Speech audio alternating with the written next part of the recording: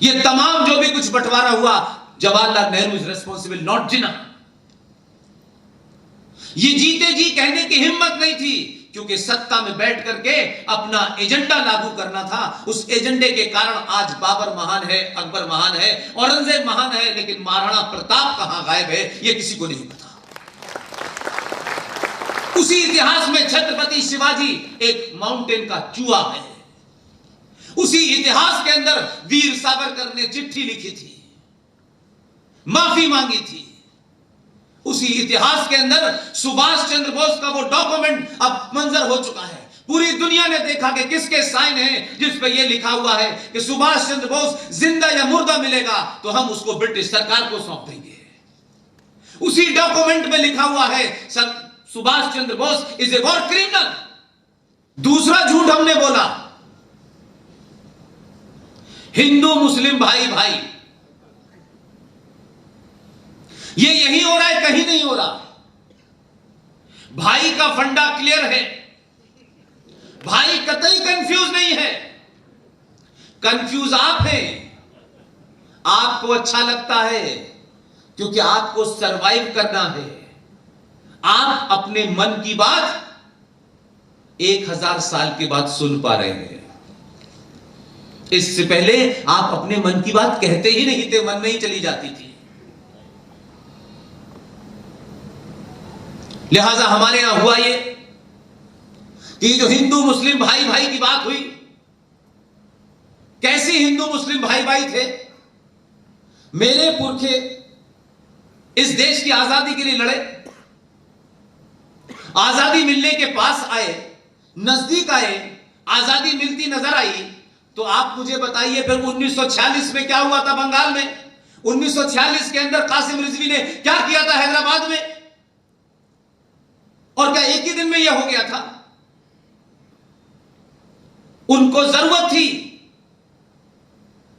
मुगलों के जाने के बाद उनकी यह ख्वाहिश थी, उनकी यह डिजायर थी, उनकी एक इच्छा थी कि यह निजाम बना रहे, इसीलिए 1857 हुआ।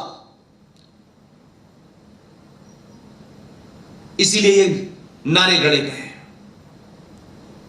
और आपने क्या किया कि जब आप आजादी के नजदीक आए और इस देश को तथाकथित आजादी, जिसका भारत के रिकॉर्ड में कहीं जिक्र नहीं है कि 15 अगस्त 1947 को भारत आजाद हुआ था, कहीं जिक्र नहीं है।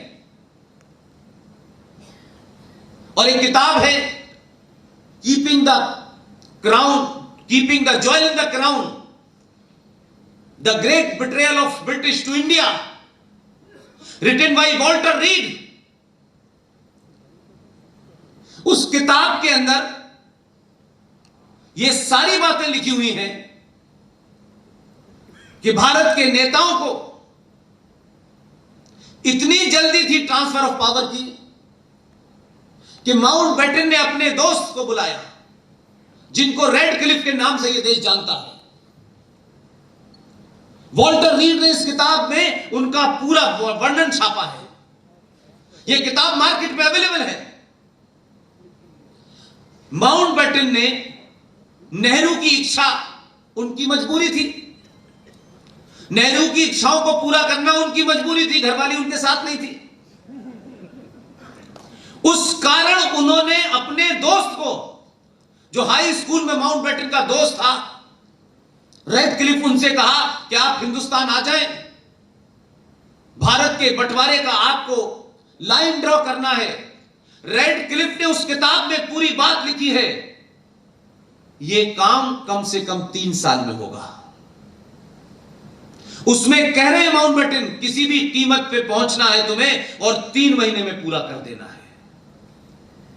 और उसी किताब में ट्रांसफर ऑफ पावर के बाद जो विजनरी देश के 19 साल प्रधानमंत्री रहे, उन्होंने कहा नहीं 3 महीने बहुत है, इससे भी कम करो।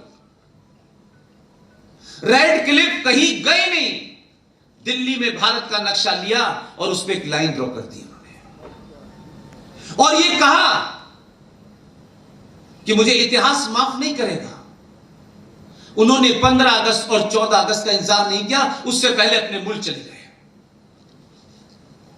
और जब भारत में झंडा फहराया जा रहा था, उस वक्त तक देश के अंदर यह पता नहीं था कि रेड क्लिफ लाइन कहां है। जब यहां झंडा फहरा रहे थे दिल्ली में, तब पंजाब में 50,000 औरतों का मांस रेप किया गया। बंगाल के अंदर माएं बहनें अपने पति को, अपने भाई को, अपनी बेटी को स्टेशनों और बस स्टैंडों में उनकी लाशें ढूंढ रही थी, जब यहां जनगण होकर के विजनरी प्रधानमंत्री झंडा फहरा रहे थे। इस पूरे मूल में जिसके कारण आज ये भारत है और हम और आपके बीच में कोई बातचीत हो रही है, इसकी जड़ को नहीं समझेंगे तो आप शाहीन बाग को नहीं समझ पाएंगे, आप पीएफआई को नहीं समझ पाएंगे, आप इंडियन यूनियन मुस्लिम लीग को नहीं समझ पाएंगे, आप हैदराबाद के जोकर को नहीं समझ पाएंगे, आप रामपुर के जोकर को नहीं समझ पाएंगे। ये ताकतें क्यों हैं, कैसे हैं, किन कारणों से हैं, इसके लिए हम जिंदा, हम जिम्मेदार हैं। कोई घटना आइसोलेशन में नहीं होती। हम अपने नजरअंदाज करने की हमारी बीमारी है, क्योंकि हमको लगता है हमारा टाइम वेस्ट होगा, हमें तो निक्की हेली बनना है, हमें तो अमेरिका में जाकर के चुनाव लड़ने के लिए अपना धर्म बदल कर मजहब इख्तियार कर लेना है, तो क्या फर्क पड़ता है, हमें तो किसी कंपनी का सीईओ बनना है, देश रहे न रहे हम सीईओ जरूर बन जाए। गाली देकर के दो, हिंदुस्तान से बाहर जाना बहुत आसान है। ध्यान रखिएगा, जो लोग हिंदुस्तान से बाहर हैं, जिनके रिश्तेदार हिंदुस्तान से बाहर हैं, आपने वहां पुरुषार्थ किया, वहां की आर्थिक स्थिति को मजबूत किया, वहां के समाज के कायदे कानून माने, इस सब के बावजूद भी आप भारतीय हैं। जिस दिन भारत कमजोर होगा, आपकी इज्जत कमजोर हो जाएगी। यह न समझे कि आपके अपने परोपकार के कारण उस देश में आपकी बड़ी इज्जत है। लिहाजा हमारे यहां इस बीमारी को चलाते रहे हम, और वो बीमारी चलते चलते आज तक यहां पहुंची है। हमने तो कल का इतिहास नहीं पढ़ना चाहा, लेकिन आज की समस्या सॉल्व करना चाहते हैं। अरे डॉक्टर के पास भी जाते हो तो डॉक्टर पूछता है हिस्ट्री बताइए, वो भी पूछता है कि आपके खानदान में किसी को डायबिटीज था, किसी को कैंसर की बीमारी हुआ करती थी, वो भी पूछता है, ताकि आपके अंदर जो प्रॉब्लम है कहीं हेरिडिटी तो नहीं है। आप उससे झूठ बोलेंगे तो डॉक्टर इलाज सही नहीं करेगा, उसकी दवा काम नहीं करने वाली। इसलिए आपने सत्ताओं पे ऐसे लोगों को बिठाया जो उस हिस्ट्री को जानना ही नहीं चाहते थे, क्योंकि उस हिस्ट्री की जड़ में वो खुद मौजूद थे। बड़ी मुश्किल से सिंह साहब से जब भी मेरी गुफ्तगू होती है, हम इस बात पे एक राय है कि किसी कीमत पर कैसे भी हालात हो जाएं, यह बात अलग है कि कुछ लोग यकायक राष्ट्रवादी हो गए हों, क्योंकि उनको लगता है कि राष्ट्रवाद का मौसम है, राष्ट्रवादी होने में फायदा है। कर्नल RS सिंह उस वक्त जब उस नादिरशाही शक्ति के सामने कोई बोलने की हिम्मत नहीं करता था, तब टेलीविजन पे वो बात कहते थे जो कोई कह नहीं पाता था। इसलिए हमारे बीच में यह सहमति है कि ऑडियंस में दो लोग भी हमको मिलेंगे तो हम दो लोगों को उसी ताकत से पूरी बात बताएंगे। वो देश के किसी कोने में हो, ना हमारी कोई शर्त है, ना हम आने जाने की कोई फीस लेते हैं। हमने कहा हम लोगों ने अपना अपना जीवन जी दिया है, हमको लगता है कि यह समय है कि देश बोलना नहीं चाहता, हम पूरी ताकत के साथ बात बोलेंगे, और अगर हम सच बोलेंगे तो यह देश हमारे साथ खड़ा होगा, और झूठ बोलेंगे उनके साथ देश नहीं होगा।